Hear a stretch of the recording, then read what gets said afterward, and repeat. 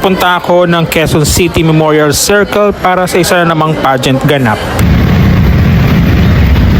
Ayan, nandito na ako sa Quezon City Memorial Circle. Kasama ko si J Barbie. Hi. Ito parang malabo.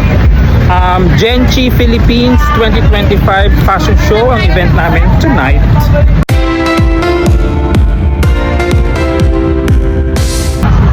Medyo tumigil na yung ulan. Sana magtuloy-tuloy para matuloy ang event. Ayan, mayroong food park dito sa loob ng Quezon City Memorial Circle.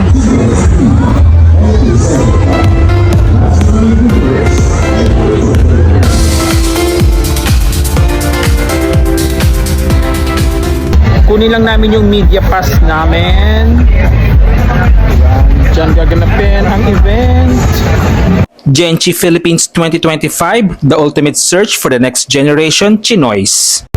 Finals night na pala to ng Genchi Philippines 2025. Bali mga Filipino-Chinese sa mga kandidato at kandidata dito.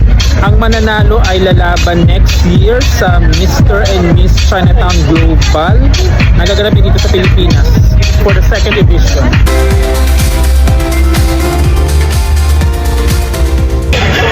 Waiting! 8 o'clock na. TV na.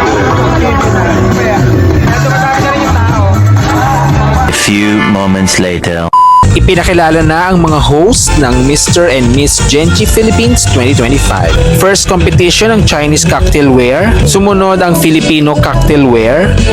Tonight's creation are brought to life by the designers of Fashion Forte, where tradition is honored and reimagined through contemporary.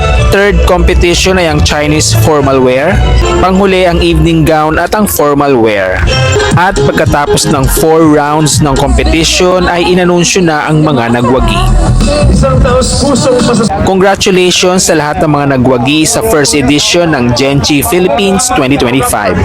Hi everyone, I am Monica Gabriel Hobson Geronimo, your Genchi and your Miss Chinatown Global Philippines 2025. Thank you.